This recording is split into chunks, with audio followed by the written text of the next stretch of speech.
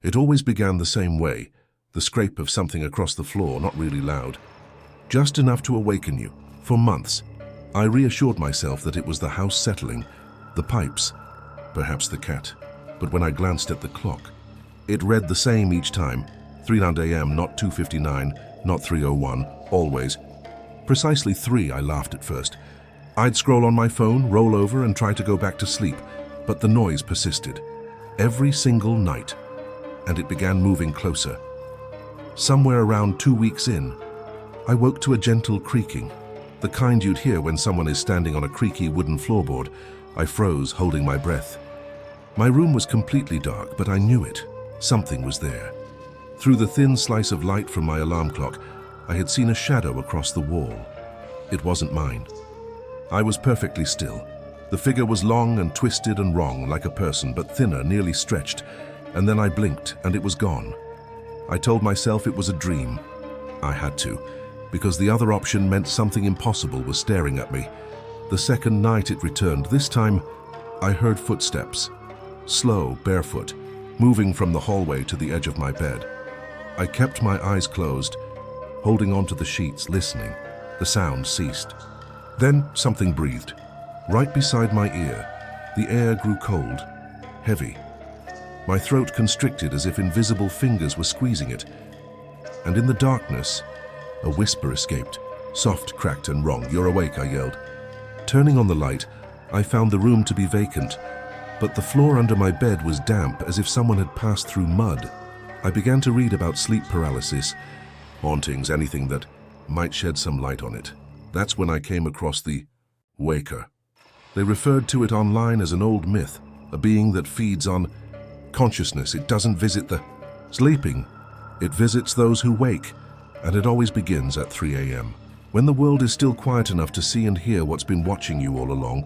They told me it begins with sounds, then silhouettes, then whispers, and finally, it calls you by your name. To test it, I left my phone on the nightstand and recorded before bed.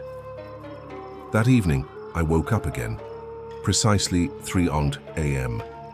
The room was cold. My own breath escaped in white vapors. This time I did not flinch.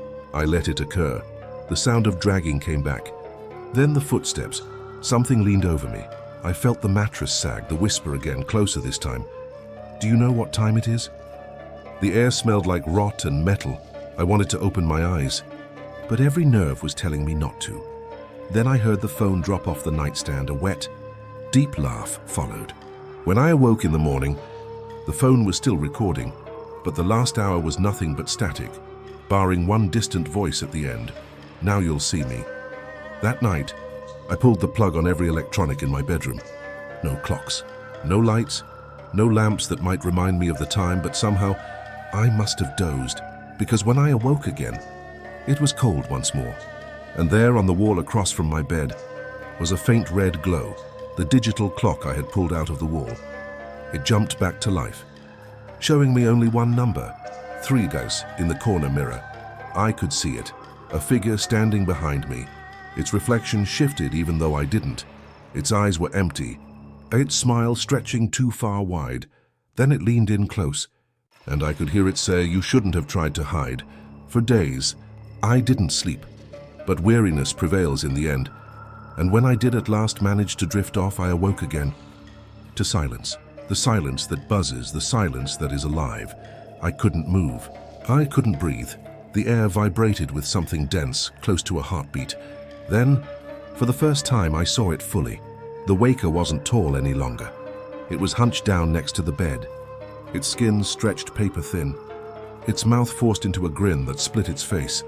It leaned in and whispered, "Now that you've seen me, you'll wake me forever." The last thing I recall is the morning sun, and a jagged scratch gouged into the wall next to my bed. 3 lines. Claws. It's been months. I changed apartments. New city, new life. But every night at 3 a.m. I wake up, guaranteed. Sometimes it's silent. Sometimes I hear the dragging again, but I don't peek anymore because I know it's there, so waiting.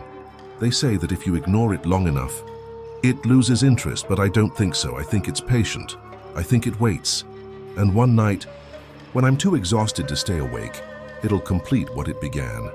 My new neighbor came over last week, asking me if I was the one making noise in the middle of the night. He reported hearing footsteps over his head near 3 a.m. Only thing is, I occupy the top floor. I did a check on my phone camera that night. At 3 a.m., it showed me fast asleep. Then at 3:04, my blanket crept up a little, and a ghostly hand emerged from under the bed. They claim the waker never kills, it doesn't need to. It just sits until you wake up and realize it's already in the room. And now that you've heard its tale, you may notice something tonight. A faint noise, a change in the darkness, a breath that is unfamiliar. Check the time.